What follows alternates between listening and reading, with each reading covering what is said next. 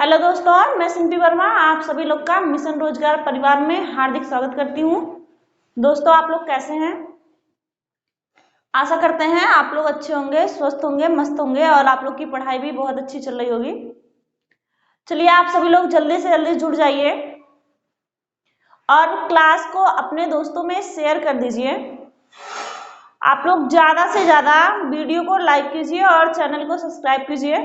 दोस्तों, हम सभी लोग बहुत जल्द ही जो है अलंकार पढ़ के खत्म करेंगे। इसके बाद जो है हम लोग नए टॉपिक से फिर पढ़ेंगे। हम लोग पढ़ रहे थे अर्थालंकार। अर्थालंकार में हम लोग उपमा, रूपक अलंकार पढ़ चुके थे। आज हम लोग पढ़ेंगे उत्प्रेक्षा अलंकार, भ्रांतिमान अलंकार और संदेह अलंकार। तो सभी लोग क्लास को जल्दी से जल्दी शेयर करेंगे। चलिए देखिए, हम लोग पढ़ेंगे भ्रांतिमान अलंकार। सबसे पहले पढ़ेंगे उत्प्रेक्षा अलंकार।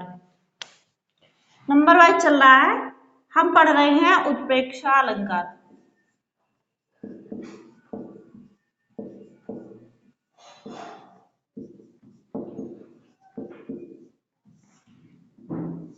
उत्प्रेक्षा अलंकार देखेंगे, परिभाषा इसकी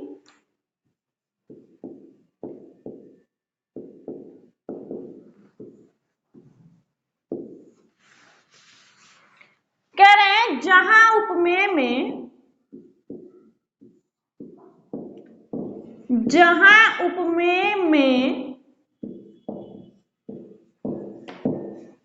उपमान की संभावना की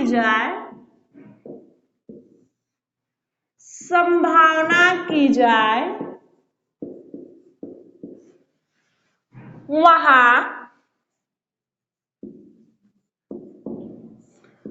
उत्प्रेक्षा अलंकार होता है। वहां उत्प्रेक्षा अलंकार होता है।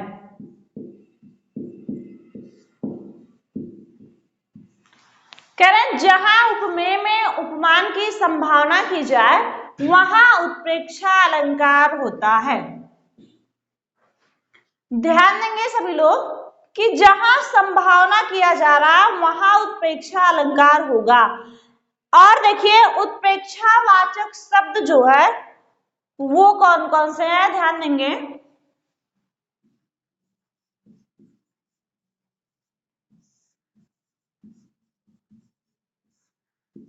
और हमेशा पंक्ति में, उदाहरण में ये इनमें से कोई एक शब्द आएगा, जैसे मनु, मानो, मनहु, मनु, मानो, मनहु, जनु, जानो, जनहु। इनमें से पंक्ति में कोई एक शब्द आएगा तो वहां उत्प्रेक्षा अलंकार होगा। हम इन उत्प्रेक्षावाचक शब्द को याद रखेंगे। इसी से हम उदाहरण पहचानेंगे कि जहां पर मन, मानो, मनहु, जनु, जानो, जनहु आए वहां उत्प्रेक्षा अलंकार होता है। उदाहरण देखते हैं। उदाहरण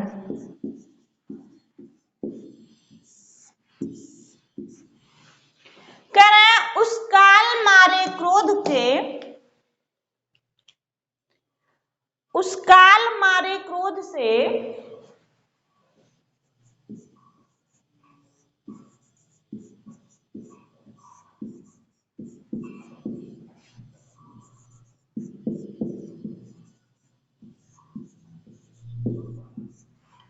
उस काल मारे क्रोध से तन कांपने उनका लगा। तन कांपने उनका लगा। दूसरी लाइन है, मानो हवा के बेग से, मानो, देखिए कह रहे मानो हवा के बेग से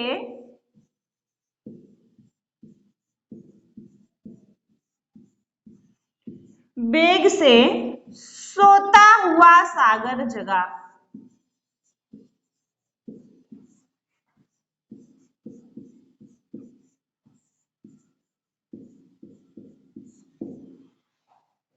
समझ में आ रही बातें? देखिए, जहां पर मनु मानो मनहु, जनु जानो जनहु में से कोई एक शब्द आए वहां उत्प्रेक्षा अलंकार होगा। आपको उदाहरण दे दिया जाएगा और पूछा जाएगा उसमें कि इस पंक्ति में कौन सा अलंकार है। तो आप ध्यान देंगे, आपको ये याद होना चाहिए, मनु मानो मनहु, जनु जानो जनहु। ठीक है दोस्तों, देखेंगे, कह रहे उस काल मारे क्रोध से तन कांपने उनका लगा, मानो हवा के वेग से सोता हुआ सागर जगा। यहां देखिए, मनु मानो मनहु में से क्या आ गया? मानो आ गया। दूसरा उदाहरण देखते हैं।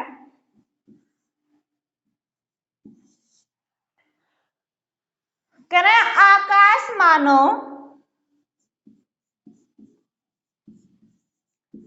आकाश मानो अंजल बरसा रहा है, अंजन बरसा रहा है।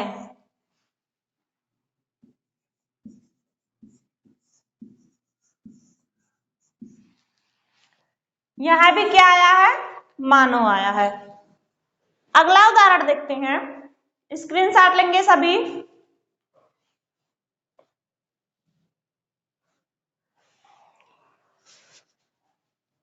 हो गया?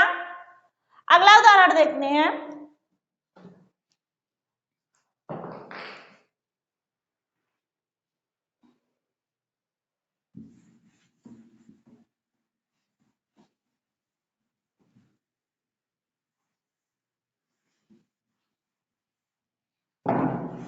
कह रहे चमचमात चंचल नयन,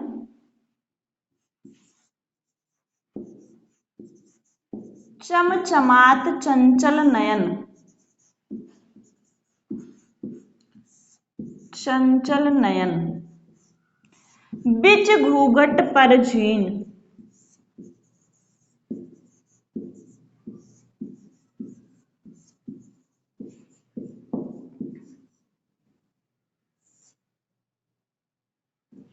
कह रहे चमचमात चंचल नयन बिच घूंघट पर झीन, मनहु सुर सरिता विमल, मनहु सुर सरिता विमल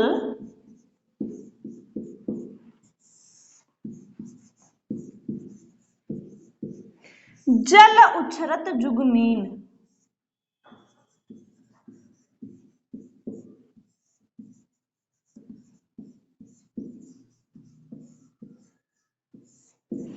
कह रहे चमचमात चंचल नयन बिच घूंघट पर झीन, मनहु सुर सरिता विमल जल उछरत जुगमीन। यहां देखिए, मनु मानो में से क्या आया है? मनहु। अगला उदाहरण देखेंगे, फूले कास सकल मही छाई,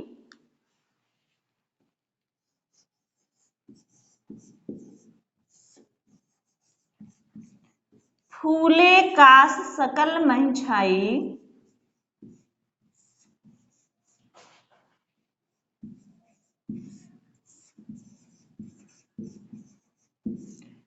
जन वर्षा ऋतु प्रकट बुढ़ाई।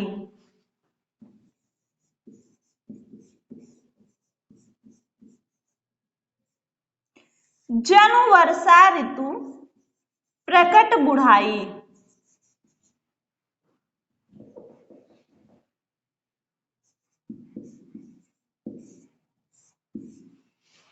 देखिए, यहां मनु मानो मनहु, जनु जानो जनहु में से क्या आया है?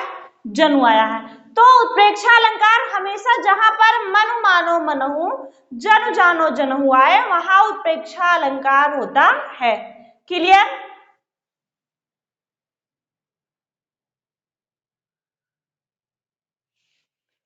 स्क्रीनशॉट हो गया सभी का? हम पढ़ते हैं अगला उदाहरण, भ्रांतिमान अलंकार। इसके बाद हम क्या पढ़ते हैं? भ्रांतिमान अलंकार। उत्प्रेक्षा अलंकार समझ में आ गया सभी का? कह रहे हैं जहां उपमेय में उपमान की संभावना की जाए वहां उत्प्रेक्षा अलंकार होता है। उत्प्रेक्षावाचक शब्द है मनु मानो मनहु, जनु जानो जनहु। जैसे चमचमात चंचल नयन, बिज घूघट पर झीन, मनहु सुर सरिता विमल, जल उछरत जुगमेन। कि जहां पर आपको मनु मानो मनहु, जनु जानो जनहु आ जाए वहां उत्प्रेक्षा अलंकार होता है। जैसे संभावना का मतलब ये होता है कि हम कहें ऐसा प्रतीत हो रहा है, ऐसा लग रहा है कि कल वर्षा होगी, तो ये हम संभावना कर रहे हैं कि कल वर्षा होगी। तो वहां जैसे मनु मानो जनहु मनहु कि ऐसा प्रतीत हो रहा है मानो कल वर्षा होगी। चलिए हम देखते हैं, इसके बाद पढ़ते हैं भ्रांतिमान अलंकार। अगले हेडिंग डालेंगे सभी लोग भ्रांतिमान अलंकार।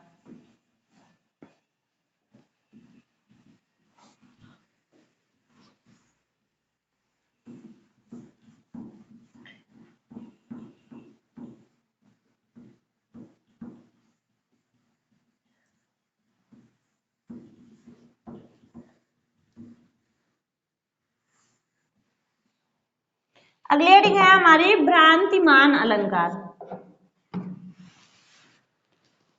कह रहे जहां उपमेय में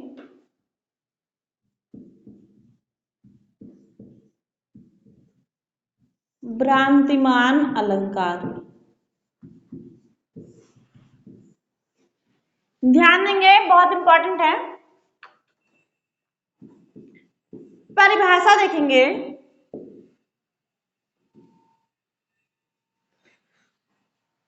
कह रहे हैं जहां उपमेय को भ्रमवश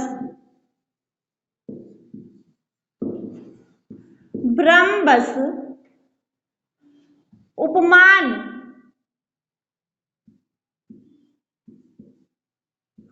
मान लिया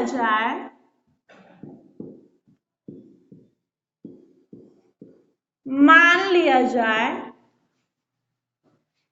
कह रहे जहां उपमेय को भ्रमवश उपमान मान लिया जाए वहां भ्रांतिमान अलंकार होता है।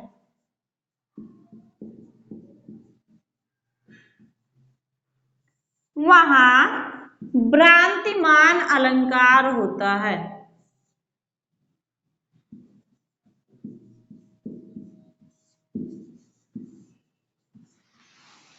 जहां उपमेय को भ्रमवश उपमान मान लिया जाए वहां भ्रांतिमान अलंकार होता है।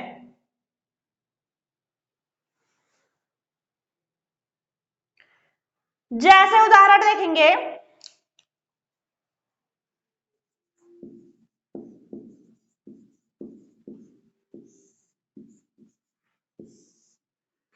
कह रहे मुन्ना तब मम्मी के सर पर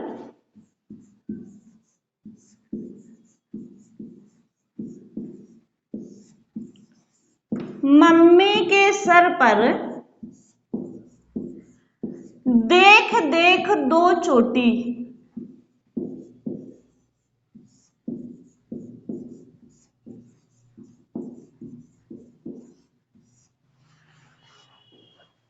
कह रहे भाग उठा भयमान कर,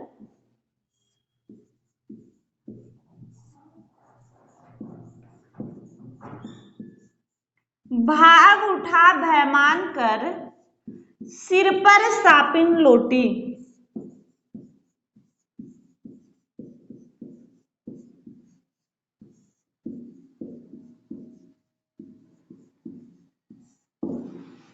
देखिए यहां समझेंगे, एक छोटा सा बालक रहता है, उसकी मम्मी डेली जो है एक चोटी बांधती है और एक दिन दो चोटी बांध लेती हैं, जिनकी एक चोटी आगे होती है और दूसरी पीछे होती है। एक छोटा सा बालक वो दौड़ते हुए आता है और कह रहे मुन्ना तब मम्मी के सर पर देख देख दो चोटी। अपने मम्मी के सिर पे 2 चोटी देखता है। कह रहे भाग उठा भय मानकर, डर के मारे वो भाग जाता है कि उसके मम्मी के सिर पे सांप लौट गया है। कह रहे भाग उठा भय मानकर, सिर पर सांपिन लोटी। वो अपने मन में सोचता रहता है भ्रमवश कि अगर मम्मी की चोटी आगे लटक रही है तो पीछे क्या है, और अगर चोटी पीछे है तो आगे क्या है। तो वो अपने मम्मी के दूसरी चोटी को भय बस भ्रम बस सांप मान लेता है, इसलिए वहां भ्रांतिमान अलंकार है। जैसे अभी आप लोग रात में सो रहे हैं और अचानक से उठिए और आपको दिखेगा ही, लग रहा वहां कोई बैठा हुआ है, लग रहा वहां कोई बैठा हुआ है, तो आप जो भ्रम आपके मन में बनता है कोई है या नहीं है या नहीं है, तब तो वहां संदेह होगा। लेकिन अगर आप तुरंत भ्रम बस मान लेते हैं, तो यहाँ छोटा सा बच्चा अपने मम्मी के सिर की चोटी को सांप मान लिया है, इसलिए वहां भ्रांतिमान अलंकार है। दूसरा उदाहरण देखते हैं हम।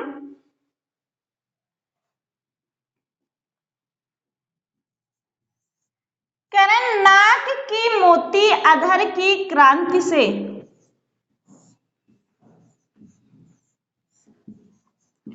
नाक की मोती अधर की क्रांति से,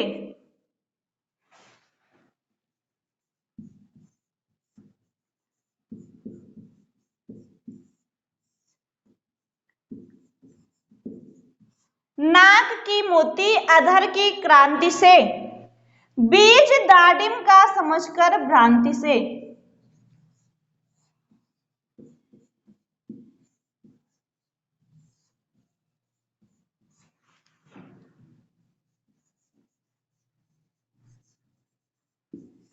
समझकर भ्रांति से,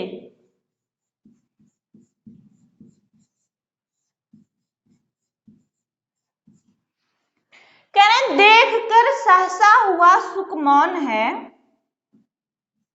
दूसरी लाइन है, देख कर सहसा हुआ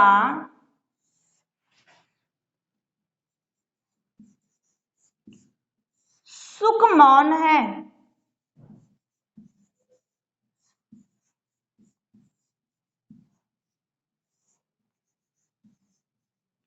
देख कर सहसा हुआ सुख मौन है, सोचता वह अगला सुख कौन है।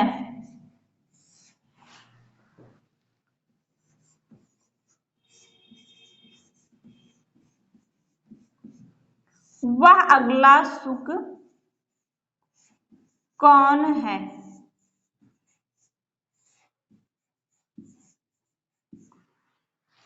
कह रहे नाक की मोती अधर की क्रांति से, बीज दाडिम का समझकर भ्रांति से, देख कर सहसा हुआ सुख मौन है, सोचता वह अगला सुख कौन है। देखिए एक बार लक्ष्मण की पत्नी उर्मिला ने तोतिये रंग की साड़ी पहन रखी थी। तोतिये रंग जान रहे हैं आप लोग। और दूसरा देखिए, नाक की मोती अधर की क्रांति से, और अपने नाक में रेड कलर की मोती पहनी हुई थी, और करें अधर की क्रांति से, और अपने ओठों पर रेड कलर की लिपस्टिक लगाई हुई थी। करें बीच दाडिम का समझकर भ्रांति से, तो उनके पिंजरे में जो तोता पाला हुआ है, सुख पाला हुआ है, वह उन्हें देखकर एकदम भ्रम में पड़ जाता है। कह रहे बीज दाडिम का समझकर भ्रांति से, उनके नाक की मोती को वह दाडिम माने अनार का बीज समझ लेता है। कह रहे देख कर सहसा हुआ सुख मौन है, कि उन्हें देख करके उनके पिंजरे में पाला हुआ सुख एकदम मौन हो जाता है। सोचता वह अगला सुख कौन है, कि बार बार सोच रहा है कि वह दूसरा सुख कौन आ गया, दूसरा तोता कौन है। तो यहां देखिए उनके नाक की मोती को वह अनार का बीज समझ लेता है, सुख। आगे देखते हैं और उदाहरण।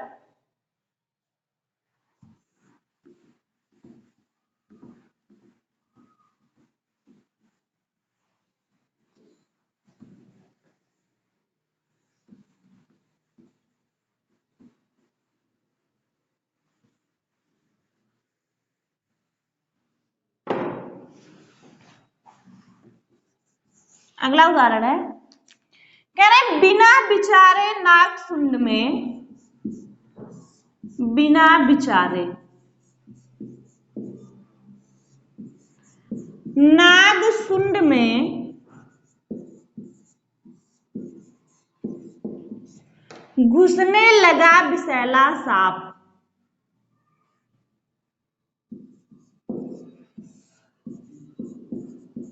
घुसने लगा विषैला सांप,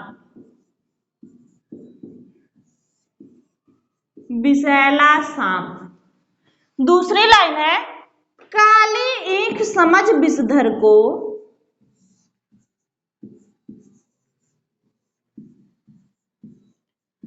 काली ईख समझ विषधर को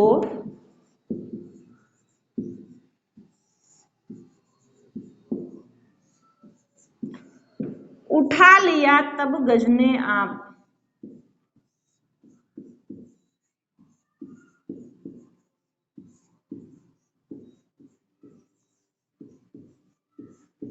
समझेंगे इसे सभी लोग। कह रहे बिना बिचारे नाग सुंड में घुसने लगा विषैला सांप। नाग माने यहां हाथी होगा, कि हाथी के नाक के सूंड के बिल को जो है बिना बिचारे नाग सुंड में घुसने लगा विषैला सांप, कि हाथी के नाक में बिल समझ करके नाग जो है घुसने लगता है। तो यहां नाग को भ्रम हुआ कि ये बिल नहीं, जो है ये हाथी का नाक नहीं, बिल है। कह रहे काली ईख समझ विषधर को उठा लिया तब गजने आप। और हाथी को क्या भ्रम हुआ कि ये काली ईख माने काला गन्ना है, विषधर को, विषधर माने सांप को, सांप को हाथी ने क्या मान लिया, काली ईख मान के उसे उठा लिया चूहने के लिए। कह रहे हैं बिना बिचारे नाग सुंड में घुसने लगा विषैला सांप, काली ईख समझ विषधर को उठा लिया तब गजने आप। यहां देखिए दोनों बार भ्रम हो रहा है। एक बार सांप को भ्रम हुआ कि यह बिल है हाथी के सुंड को, और एक बार जो है हाथी को भ्रम हुआ कि ये काला गन्ना है। तो यहाँ हाथी भी सांप को क्या मान लेता है, काला गन्ना मान लेता है, और सांप भी हाथी के नाक को क्या मान लेता है, बिल मान लेता है। तो यहाँ देखिए जहां उपमेय को भ्रम बस उपमान मान लिया जाए वहां भ्रांतिमान अलंकार होता है। एक और उदाहरण देखेंगे।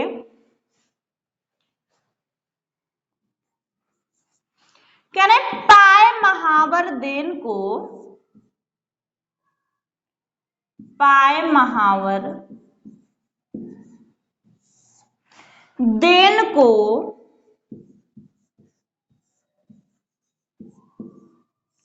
नाइन बैठी आए, नाइन बैठी आए।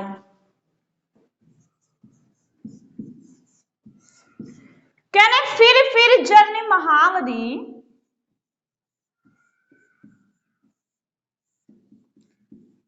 फिर जन महावरी, फिर जन महावरी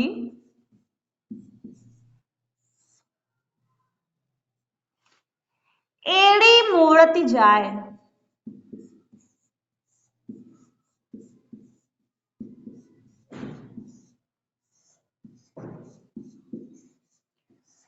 समझेंगे इसे। कह रहे पाए महावर देन को नाइन बैठी आए, फिर जान महावरी एड़ी मोड़त जाए। देखिए इसमें कवि कहता है कि एक नायिका होती है, उसके पैरों में रंग लगाने के लिए, महावर लगाने के लिए जो है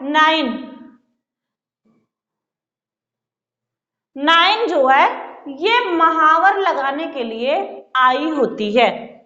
कहने फिर जान महावरी, लेकिन नायिका के पैर इतने लाल रहते हैं पहले से ही कि वह बार बार उनके एड़ी को मोड़ती जाती है कि किस तरफ रंग लगा हुआ है, किस तरफ नहीं लगा हुआ है।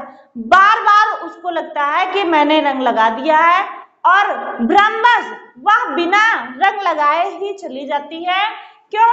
क्योंकि नायिका के पैर इतने लाल होते हैं।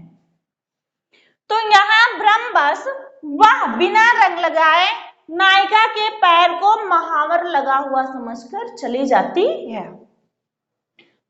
तो जहां उपमेय को ब्रह्मवश उपमान मान लिया जाए वहां भ्रांतिमान अलंकार होता है।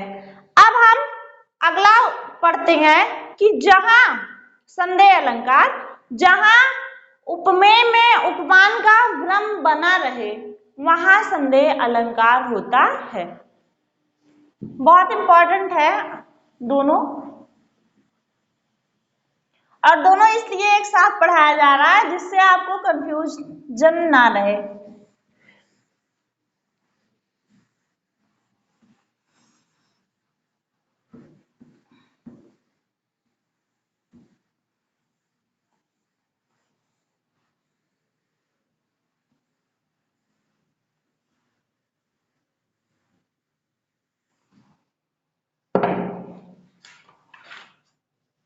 चलिए देखते हैं संदेह अलंकार।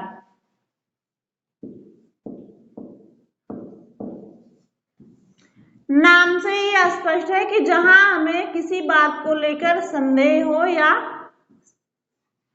भ्रम हो। देखते हैं परिभाषा, देखते हैं।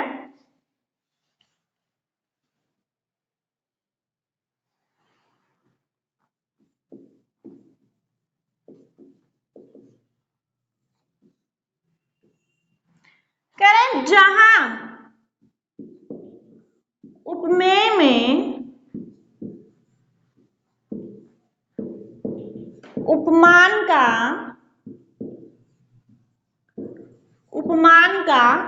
भ्रम बना रहे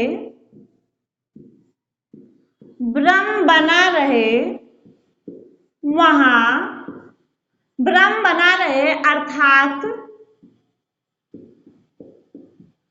अर्थात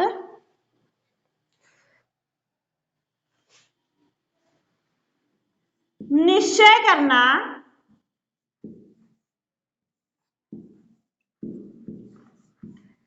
कठिन हो, या अर्थात निश्चय ना हो वहां संदेह अलंकार होता है। वहां संदेह अलंकार होता है।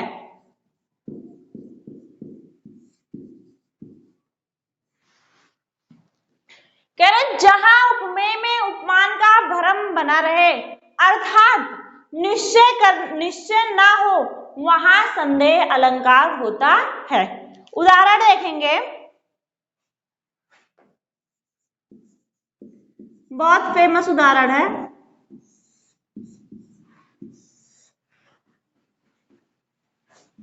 कह रहे सारी बिच नारी है,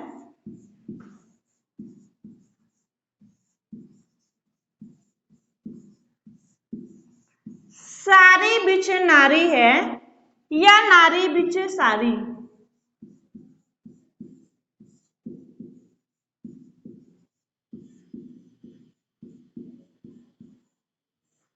दूसरी लाइन है सारी ही की नारी है,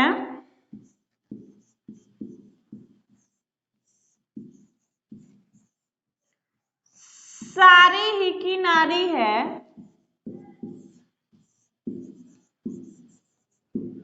या नारी ही की सारी।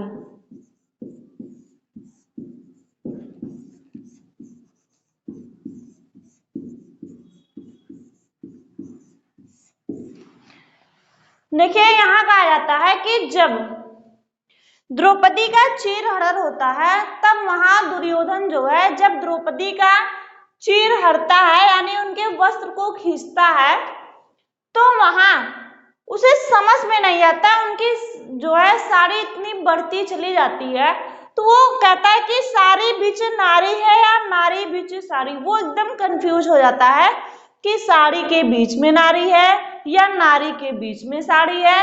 कह रहा है साड़ी ही की नारी है, कहीं ऐसा तो नहीं कि ये नारी जो है पूरी साड़ी की ही बनी हुई है, या नारी ही की साड़ी या नारी की साड़ी, वो एकदम उसका जो है भ्रम बना रहता है, वो क्लियर नहीं कर पाता है कि ये नारी की साड़ी बनी हुई है या साड़ी की नारी बनी हुई है, नारी के बीच में साड़ी है या साड़ी के बीच में नारी है, उसका भ्रम जो है बना रहता है, इसलिए वहां संदेह अलंकार है।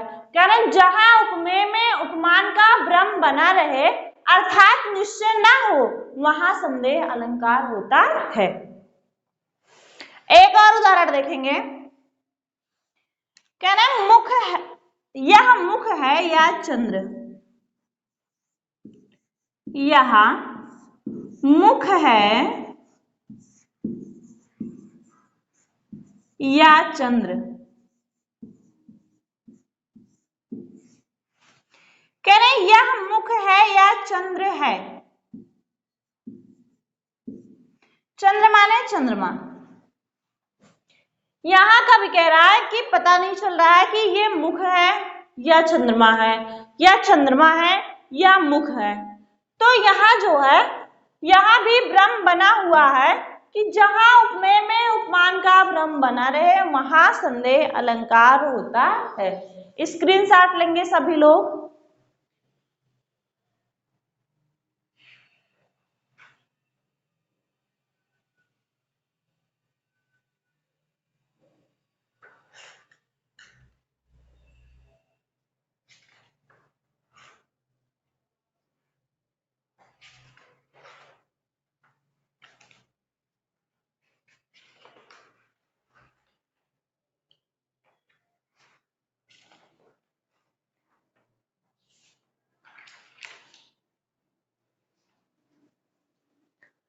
क्लियर हुआ? स्क्रीनशॉट ले लिया सभी ने?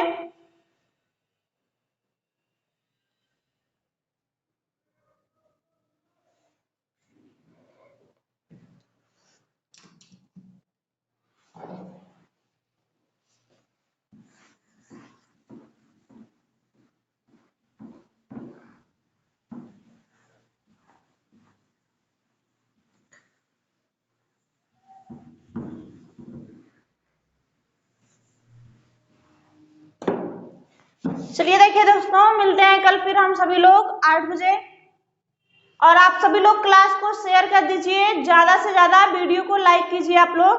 अगर आप लोग को जो है कंटेंट अच्छे मिल रहे हैं, आपको सब कुछ समझ में आ रहा है, तो आप लोग जो है वीडियो को ज्यादा से ज्यादा शेयर कीजिए। चलिए तब तक के लिए गुड नाइट।